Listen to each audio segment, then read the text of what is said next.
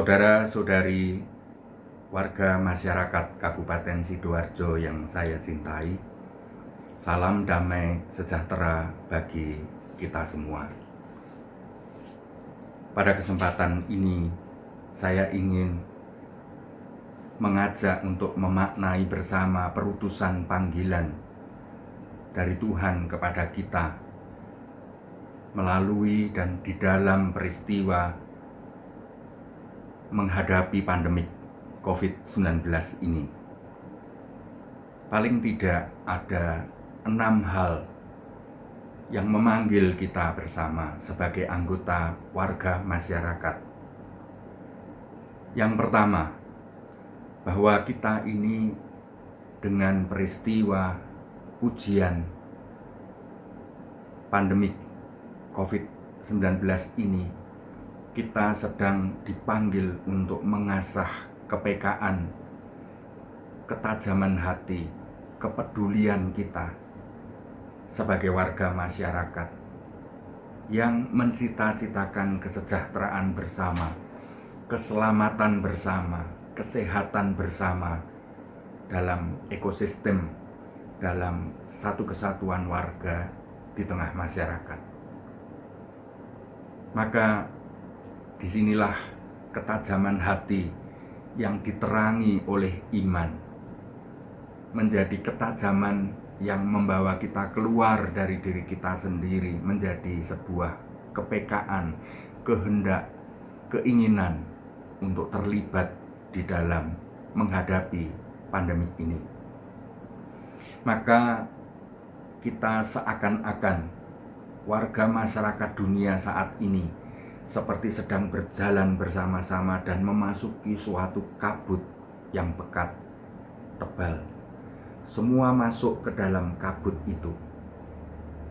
Tapi kita tidak tahu sampai kapan kabut ini bisa terlewati.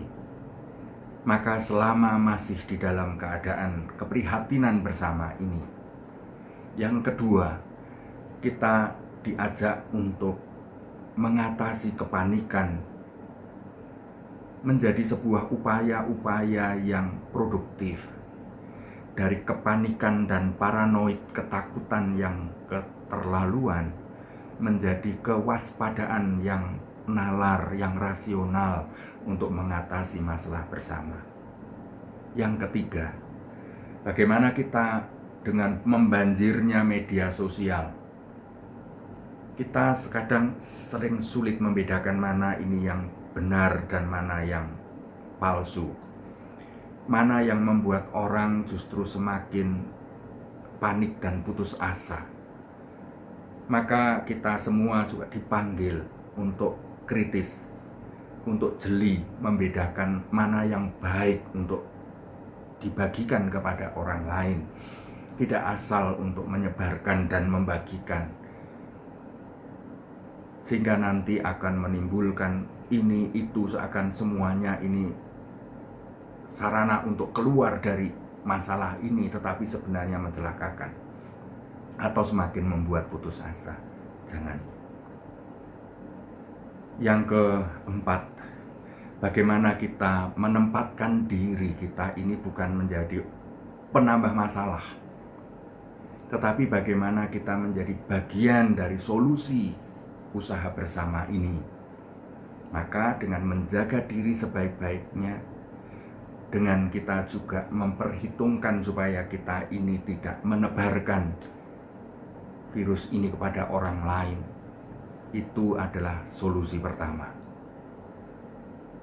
Yang kelima, kita hendaknya tidak lepas tangan bahwa ini urusannya pemerintah, tetapi kita berkontribusi melakukan gerakan-gerakan kesadaran dan upaya-upaya untuk membantu pemerintah, untuk menaati apa yang sudah diputuskan oleh pemerintah sebagai komitmen bersama. Hendaknya kita tidak hanya bisa mengkomplain atau mengkritik atau apa. Semua orang sedang bingung mencari solusi. Pasti tidak mungkin pemerintahan ini akan enak-enak saja. Mereka akan memeras pikiran, mencari cara dan kita dukung, kita sumbang pemikiran-pemikiran kita, dan kita masing-masing dalam warga masyarakat ini di sekitar kita, kita meningkatkan dan berkontribusi peran untuk membantu pemerintah mewujudkan keselamatan bersama ini. Yang keenam, saya mengajak kita melihat peristiwa ini dengan kacamata iman. Peristiwa ini adalah peristiwa yang menguji kedalaman kemurnian iman kita. Saat ini dengan adanya physical distancing, kita diajak untuk merefleksikan kembali ritual keagamaan kita ini secara baru, mencari bentuk-bentuk pewujudan penghayatan keimanan dan ibadah, tapi secara baru, tanpa harus mencelakakan orang lain. Sehingga iman kita tidak menjadi iman yang naif, iman yang narsis, egois, lalu mengabaikan keselamatan orang lain hanya karena bilang, karena percaya. Padahal itu adalah kesembronoan, bukan kedalaman iman.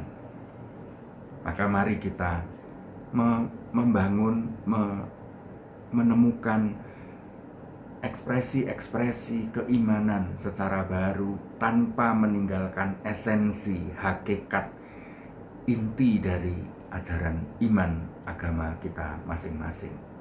Yang kedua, peristiwa ujian pandemik ini mengajak kita menyadari tentang besarnya kedosaan kita, khususnya dosa sosial. Dosa kita di tengah masyarakat, dosa terkait dengan pengabaian tanggung jawab hidup bermasyarakat, tanggung jawab menjaga kelestarian dan kesehatan lingkungan ini. Ini adalah dosa sosial.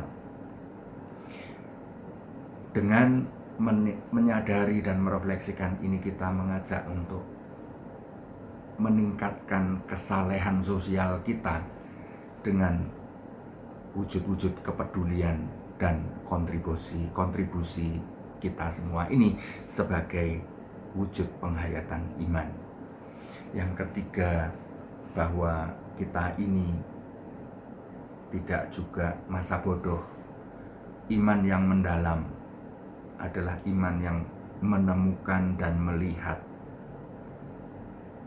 orang-orang lain yang sedang bekerja keras menyelesaikan masalah ini, khususnya para tenaga medis, manajemen rumah sakit, para relawan yang berjuang masuk lebih dulu ke dalam kabut itu dengan risiko tinggi untuk menemukan dan menangani pasien, mereka yang menjadi korban, mereka yang terkena dampak ekonomis, dampak sosial dari pandemik ini. Mari kita doakan mereka semua supaya mereka juga dianugerahi kesehatan dan perlindungan yang prima bagi dirinya, sehingga mereka bisa berperan lebih baik bagi masyarakat. Mari kita juga berdoa bagi para arwah mereka semua yang telah meninggal karena terjangkit virus ini. Semoga mereka semua diampuni segala dosanya dan dianugerahi keselamatan yang abadi, damai di surga. Dan yang terakhir, mari kita meningkatkan keimanan, keintiman relasi kita dengan Tuhan. Betapa kita ini dengan peristiwa ujian ini, kita menyadari kecilnya kita, siapa kita, kecanggihan teknologi dan kemajuan kita sekarang dipaksa untuk berlutut, bersujud di hadapan masalah ini, di hadapan kuasa Allah. Kita ini sangat bergantung dari Tuhan. Semoga iman kita menjadi semakin mendalam dan masyarakat kita ini sebagai satu kesatuan umat dari Allah yang esa. Kita ini semakin rukun tanpa membeda-bedakan golongan, agama, etnik, dan latar belakang. Kita satu sebagai manusia dan sama-sama manusia, makhluk dari Tuhan. Mari kita wujudkan secara bersama-sama membangun masyarakat Sidoarjo yang terlindungi, yang aman, yang sehat, yang bersih, demi masa depan yang lebih baik. Tuhan memberkati Anda semua. Damai sejahtera bagi kita. Sekian.